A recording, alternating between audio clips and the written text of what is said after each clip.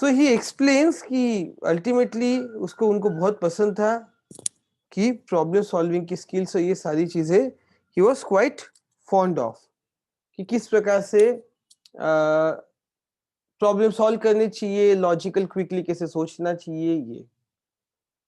I scored 100% marks in mathematics in almost all examination that I appeared for from my first standard till IIT.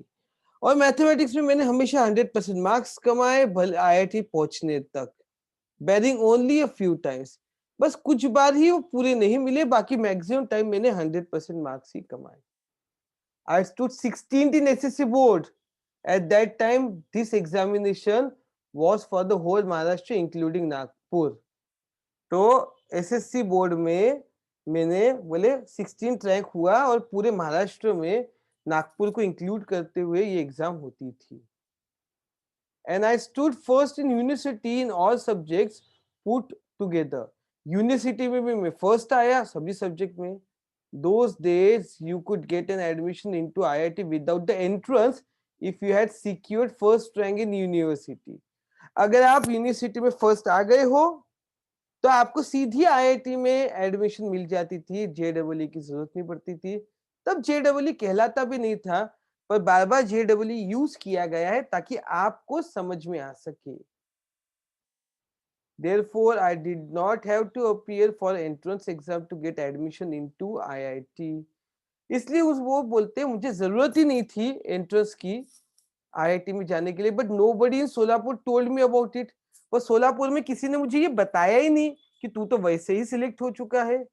And for a doubt if anybody in Solapur even knew about this rule, और वो ये कहते हैं मुझे लगता भी नहीं कि सोलापुर में किसी को भी ये रूल के बारे में कुछ भी पता होगा। Therefore appeared for the entrance exam and I secured a very good rank in the same. इसलिए मैं एंट्रेंस एग्जाम में आया और मैंने बहुत अच्छा रैंक उसमें सिक्योर किया, good rank. I was quite happy to get into IIT. वो कहता है मैं आईआईटी में जाके बहुत ज्यादा हैप्पी था। क्यों हैप्पी था भैया? आईआईटी में जाके सभी हैप्पी होने वाले हैं। ठीक है, but my Joy was short lived.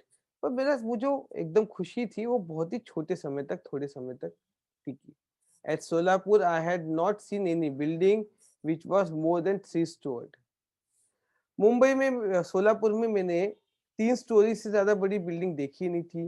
Mumbai however was full of skyscrapers. Mumbai में तो बड़ी बड़ी ऊंची ऊंची बिल्डिंग ही थी। At IIT most of the students and professors used to converse in English whereas my English was very poor. सभी English में बात करते थे, प्रोफेसर हो या फिर जो स्टूडेंट्स हो, और मेरी इंग्लिश बहुत बहुत पुअर थी। I had my entire education in Marathi. My spoken English was quite pathetic. Not only did I have a weak vocabulary, but my pronunciation also was terrible. वो कहते हैं कि भाई एंटायर मेरी मराठी मीडियम में पढ़ाई हुई थी, बोलना एकदम पैथेटिक यानी बहुत ही खराब था, वो वीक वोकेबलरी थी और प्रोनाउंसिएशन टेरिबल था।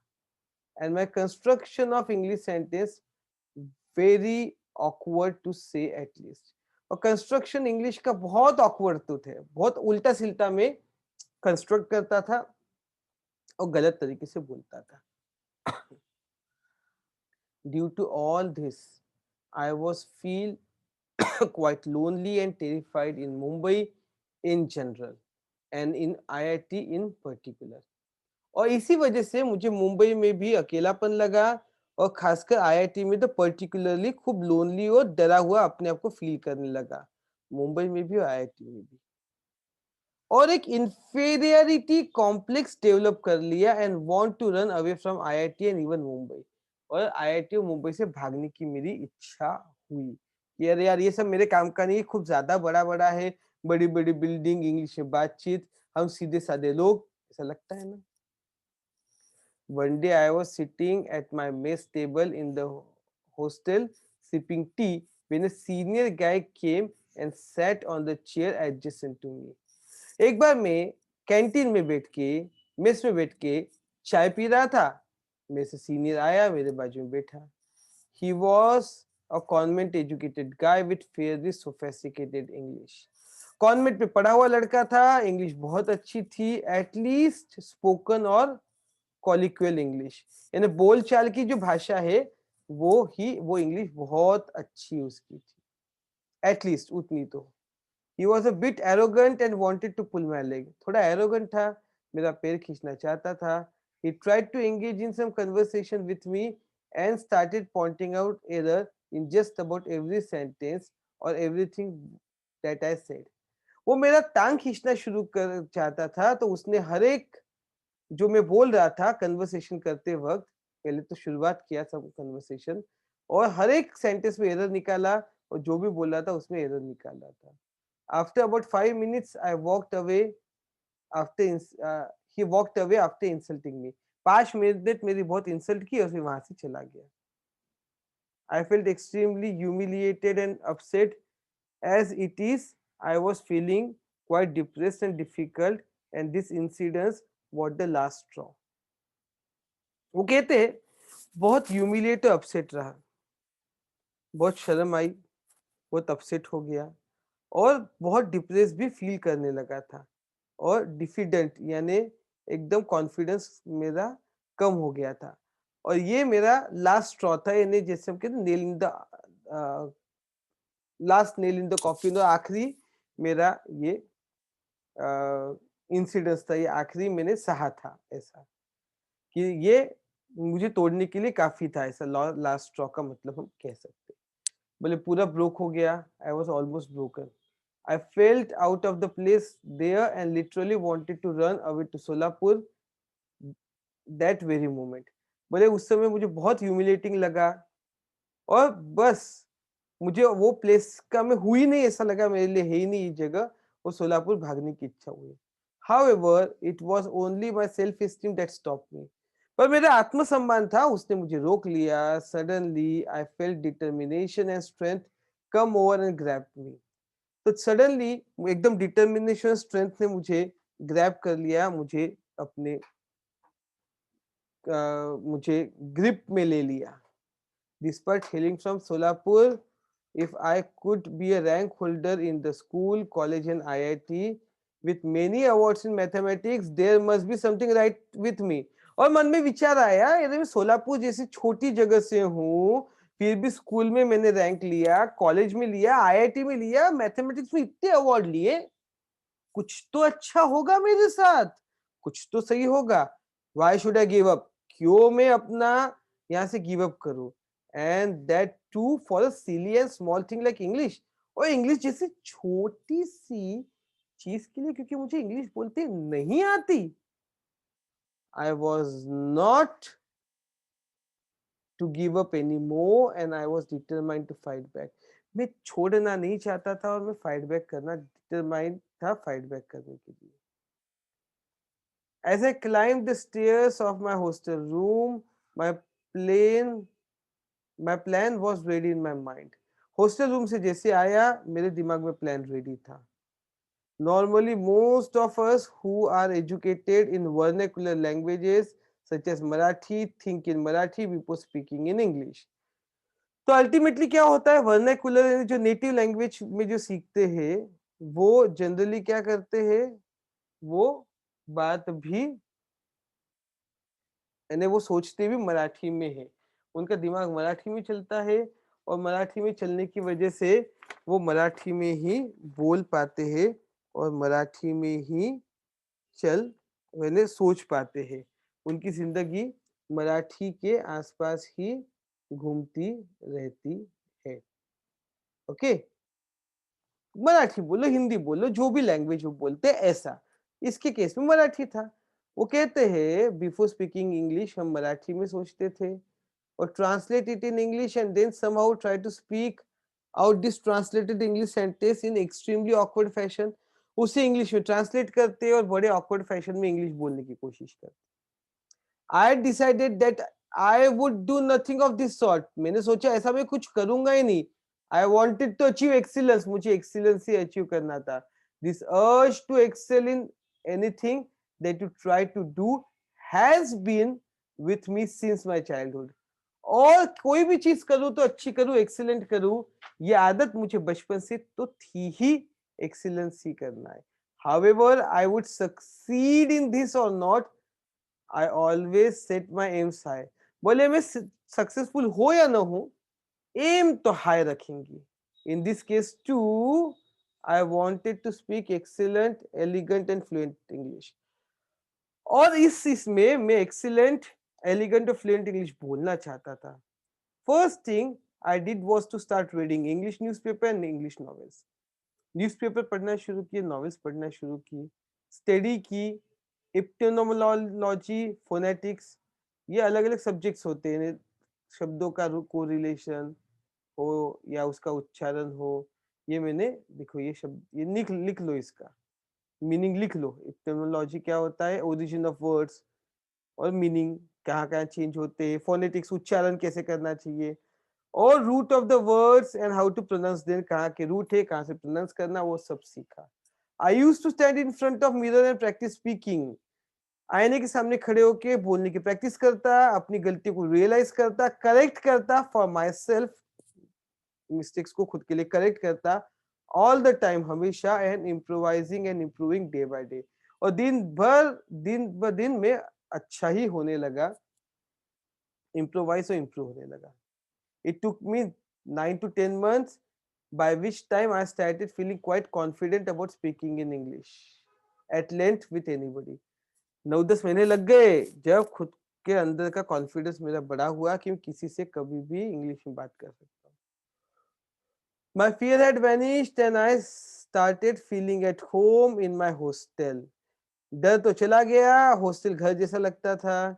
In my future career, out of 32 years in information technology field, I was chief executive and managing director and or head of software companies with thousands of software engineers worldwide. 32 साल का मेरा IT का career है. Chief executive रहा, managing director, और कई software company का head भी रहा जिनके इंजीनियर दुनिया भर में फैले थे. During that period, I had to give several presentations or negotiate many contracts with CEOs, directors and VPs in US, UK and Australia. अरे यूएस, यूके, ऑस्ट्रेलिया के कई कंपनी के सीईओ, डायरेक्टर्स, वीपी के साथ मुझे निगोशिएट भी करने पड़ते कॉन्ट्रैक्ट, तो उनके सामने प्रेजेंटेशन भी देना पड़ता. I was absolutely at ease at that time, और बहुत इजीली कर लेता था, डर ही नहीं लगता था. इंग्लिश अब इतनी बेहतर हो गई थी. It is only due to efforts at IIT I could sign contract worth millions of dollars worldwide and also run large global software companies. अरे ये आईआईटी में किया हुई मेहनत ही थी कि मिलियंस ऑफ डॉलर, बड़े बड़े दुनिया भर में कॉन्ट्रैक्ट मैंने साइन किए, और बहुत बड़ी ग्लोबल लेवल की बड़ी आईआईटी कंपनीज को मैंने चलाया भी, लीड भी किया, रन किया. At IIT I got fairly good marks in my first 2 years. However, a very important thing happened while I was in third year. बोले पहले 2 साल बहुत अच्छे मार्क्स मिले, पर तीसरे साल कुछ बहुत important हुआ. क्या हुआ? I came in contact with about 15-20 extremely brilliant students, researchers, professors from IIT, TIFR and BARC. तो आईआईटी हम जानते हैं, बीएआरसी भाभा एटॉमिक रिसर्च, और टीआईएफआर आपको ढूंढना पड़ेगा. तो यहाँ के बहुत अच्छे स्टूडेंट, रिसर्चर, प्रोफेसर से मेरे कांटेक्ट में आया.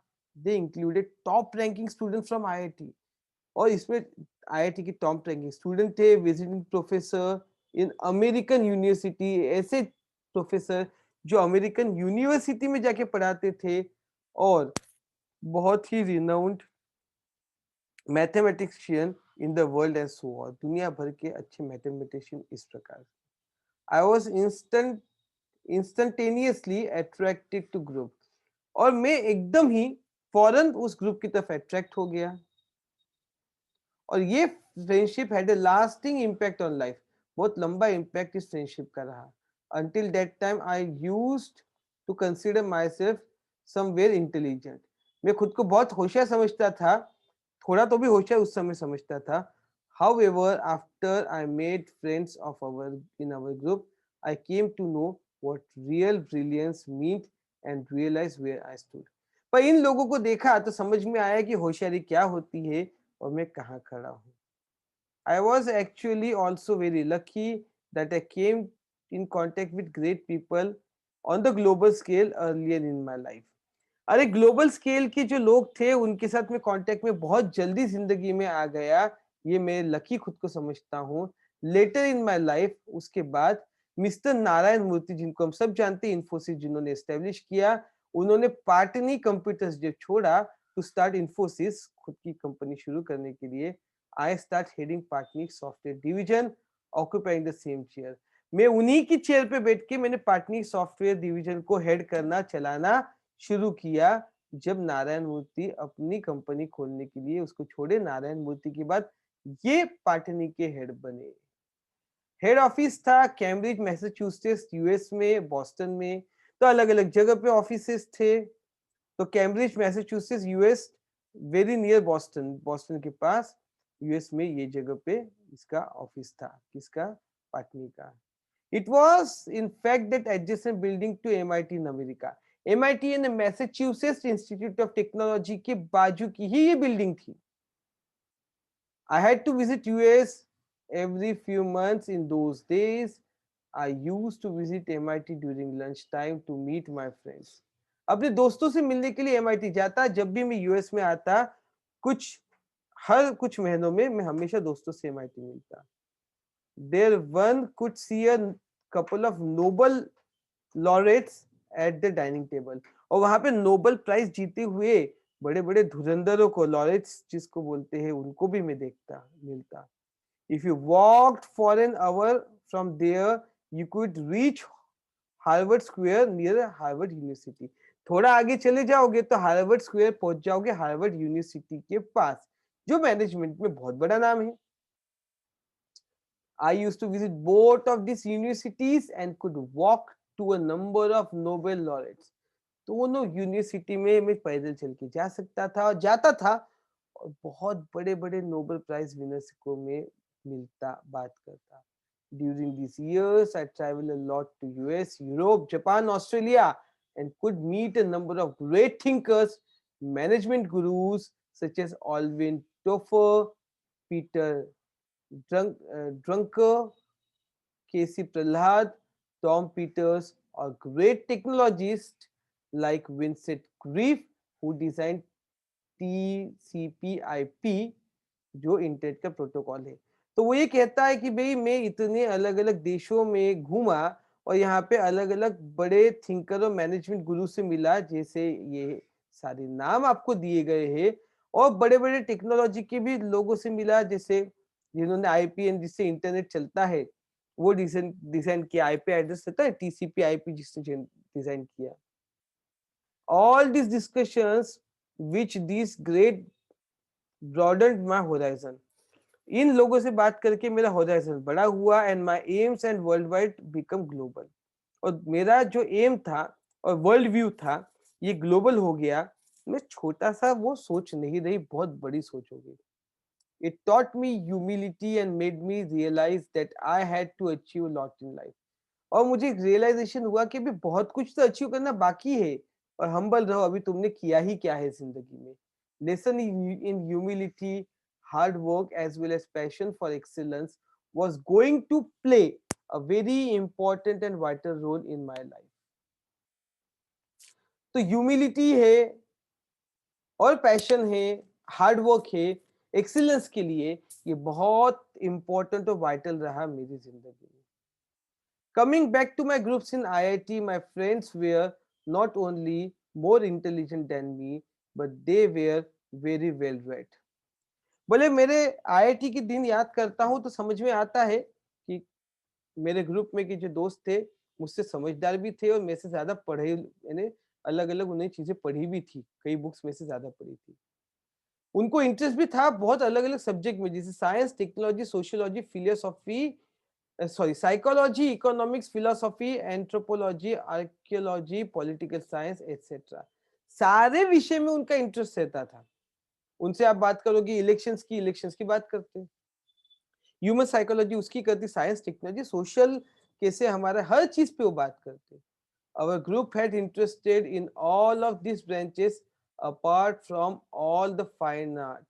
हमारा ग्रुप इंटरेस्ट रहता था सभी ब्रांचेस में, इवन फाइन आर्ट्स में, जैसे म्यूजिक, लिटरेचर और पेंटिंग, इसमें भी वो इंटरेस्टेड रहता था।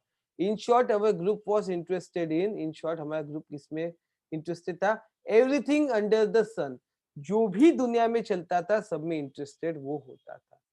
Which concern human life and existence, इंसान, उसकी जिंदगी, उसके अस्तित्व से रिलेटेड जो है उसको उसमें इंटरेस्ट था।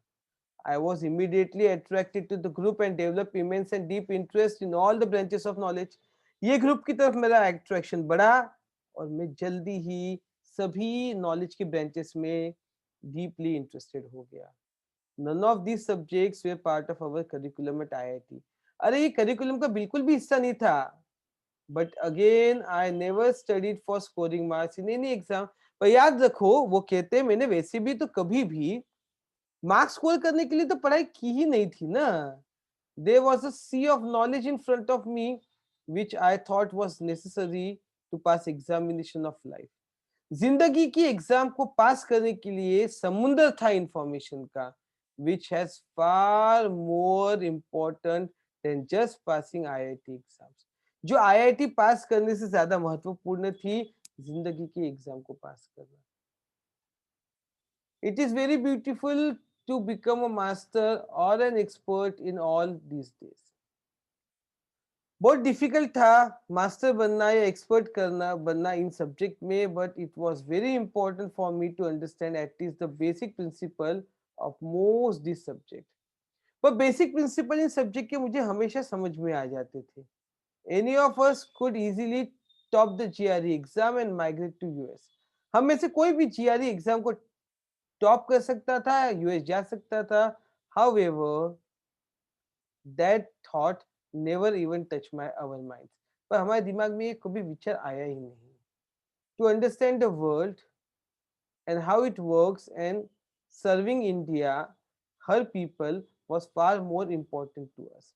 हमारे ज्यादा महत्व था कि भारत और भारत के लोगों को के लिए काम करना, उनके लिए सर्व करना, उनका सम्मान करना, उनके लिए काम करना। Therefore, I plunge into all these branches of knowledge. इसलिए मैंने खुद को उसमें छलांग लगा दी इन सब नॉलेज, इन ब्रांचेस में नॉलेज की। And it was a period of renaissance for me, and एक रिबर्थ हुआ मेरा। ये सब मैंने सीखा और मेरा रिबर्थ हुआ। अब मैं डिस्कशन कर सकता था relativity, big bang theory, aesthetic, literature, philosophy, economics और many other subjects every day until late into nights. ऐसे बहुत से सब्जेक्ट्स पे मैं बात कर सकता था, डिस्कशन कर सकता था, और रात भर, दिन में नहीं रात भर भी इसमें मैं डिस्कशन कर सकता था। मेरा कबर्ड किताब से भरा होता अलग अलग टॉपिक के। It is only because of the human curiosity that we have able to make such great progress in science and technology and social sciences. वो कहते हैं कि भाई देखो, ये सिर्फ ह्यूमन क्यूरियोसिटी की वजह से ही हमने साइंस, टेक्नोलॉजी और सोशल साइंस में इतनी ज्यादा तरक्की की। I had a number of limitations, but one thing I was proud of is the curiosity, humility and humanity that is concern for our fellow human being. अरे बहुत number of limitation मेरे अंदर होंगे, पर मुझे प्राउड है कि मेरे क्यूरियोसिटी है, ह्यूमिलिटी है, इंसानियत है, और जो इंसान के लिए बहुत कंसर्न या इंपॉर्टेंट चीज होती है। I learn this values during my IIT days. IIT के दिनों में मैंने वैल्यूज को सीखा है। I also become a firm believer of rationalisation and equality for all the caste, creed, race, gender and religion. और बोलता है मुझे रैशनल यानी मेरे बायस जो ओपिनियन वगैरह थे वो फर्म बिलीवर हो गया कि इन रैशनैलिटी की भी कोई रैशनलिज्म, कोई किसी में कोई फर्क नहीं होता है, यानी जो प्रैक्टिस होती है ना उससे वो खुद को दूर कर लिया, और मैं इक्वालिटी की तरफ हुआ कि मैं सबको एक ही नजर से देखने लगा। और मैंने नेचर को गॉड और ह्यूमैनिटी को रिलीजन करके ट्रीट करना शुरू कर दिया कि भाई बाकी सब चीजों में कोई मतलब नहीं है। आईआईटी पास किया, नॉन वायलेंस की सोशल मूवमेंट को मैंने ज्वाइन किया for tribals with Sarvodaya, Sarvodaya करके संस्था के तहत आदिवासियों के लिए लड़ा। पीसफुल सत्याग्रह में पार्टिसिपेट किया, 10 दिन तक जेल भी गया, फिर मुंबई आया, जॉबलेस रहा कुछ समय के लिए, और 125 रुपए पर मंथ की सैलरी पे मैंने वर्कर को सुपरवाइज भी किया, नाइट शिफ्ट में किया, मैकेनिकल वर्कशॉप में किया, 13 घर बदले मुंबई में, और फाइनली इंफॉर्मेशन टेक्नोलॉजी में एक सेटल करियर मैंने शुरू किया। इतनी उतार चढ़ाव लाइफ में रहे। 32 साल इंफॉर्मेशन टेक्नोलॉजी के करियर में मैंने बिताए। चीफ एग्जीक्यूटिव ऑफिसर था, एमडी था, सॉफ्टवेयर को मैंने हेड किया 23 साल पर large global multinational software companies with thousands of software professional world wide. बड़ी बड़ी कंपनियां जिनके बहुत बड़े बड़े यूनिट्स थे, जिनके साथ बहुत सॉफ्टवेयर प्रोफेशनल काम करते थे, मैंने लीड किया। 6 ऑफिसेस थे यूएस में, 3 यूरोप में रहे, एक जापान में, एक ऑस्ट्रेलिया में। ऐसे भी ऑफिसेस में मैं गया, काम किया। मुझे पूरी दुनिया भर में घूमना पड़ता था, 150 बार में ट्रैवल किया हूँ ग्लोब में फॉर बिजनेस।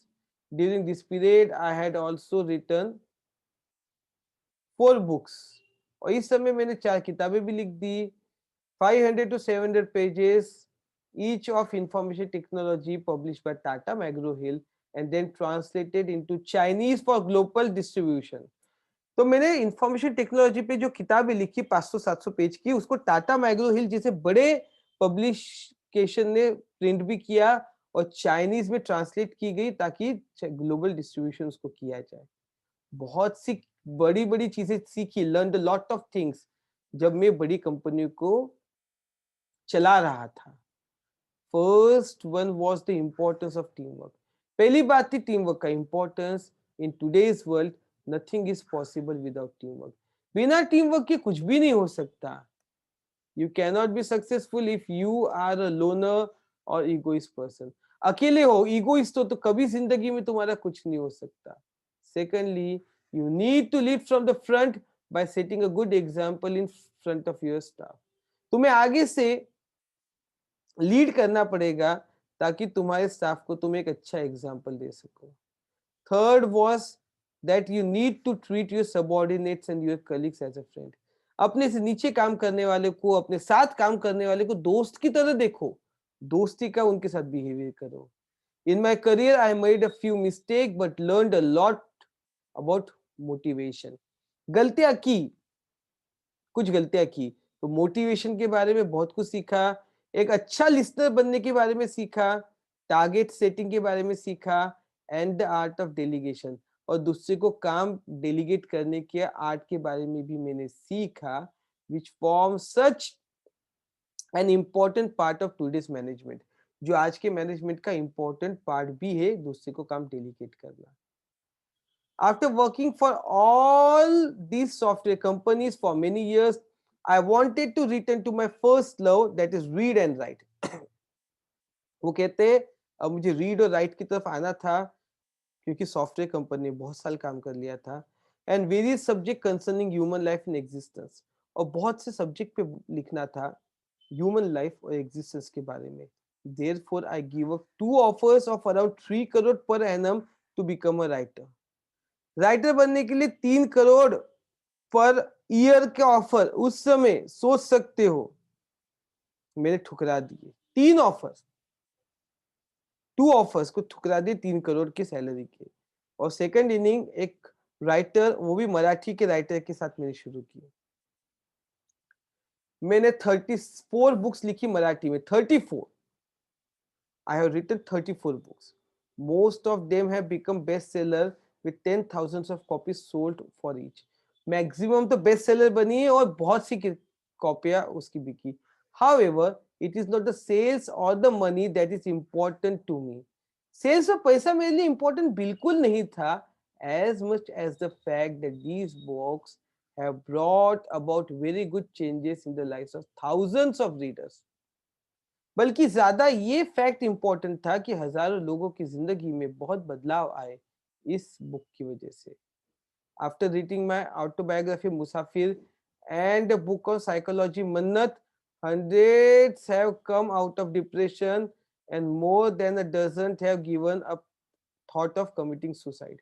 मेरी ये दो किताबें मुसाफिर और मन्नत, एक थी ऑटोबायोग्राफी मुसाफिर और मन्नत थी साइकोलॉजी पे, हजारों लोग डिप्रेशन से बाहर आए, कई लोगों ने सुसाइड करने की सोच भी छोड़ दी and decide to start afresh, और नई जिंदगी शुरू करने की सोची। There are hundreds who tell me that they understood the theory of relativity of Big Bang after।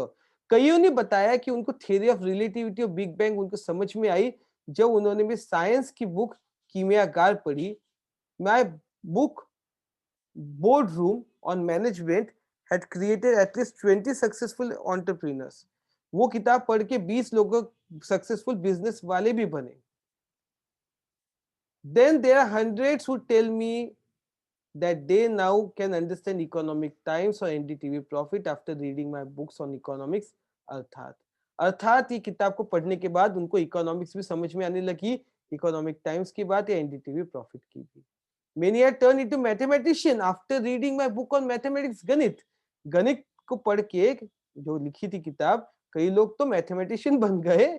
और सेम ट्रू है about my book on Indian music. Indian music पे भी मैंने बुक लिखी, इसमें नववेद लिटरेचर पे लिखने वाली जो रहती है, जैपोजा पेंटिंग पे कैनवास, वेस्टर्न पे लैम्पलाइट और वेस्टर्न म्यूजिक पे सिम्फनी, इस नाम की बुक्स लिखी और सभी पढ़ के लोग कुछ न कुछ अपने बने।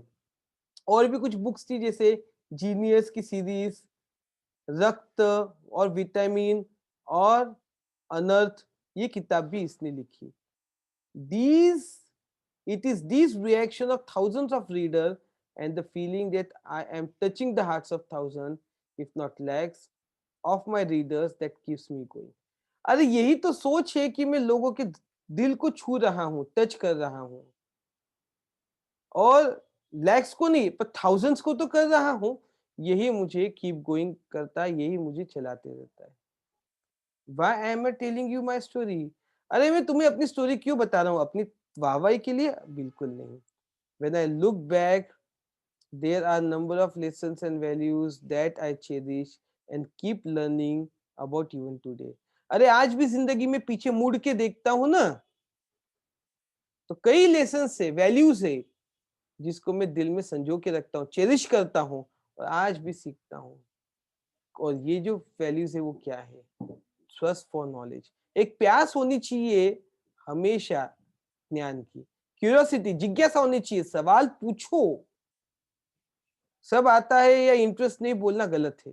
ह्यूमिलिटी, विनम्रता होनी चाहिए, ह्यूमैनिटी, इंसानियत, रैशनैलिटी, थोड़ा सबको थोड़ा एक दृष्टिकोण से देखो, दूसरे के पॉइंट ऑफ व्यू को भी समझो, रैशनल थिंकिंग, इक्वालिटी, समानता, सबके साथ काम करने का ट्विन वर्क, टीम वर्क, और क्विस्ट फॉर एक्सीलेंस, और एक्सीलेंट को पाने की इच्छा। Never say die, think big, कभी ये नहीं बोलना नेवर से डाई का एटीट्यूड की बिग सब खत्म हो गया, और बड़ा सोचना, ये सारी चीजें होनी चाहिए, तब जाके इंसान बनता है, ऐसा अच्युत गुरु बोलते हैं।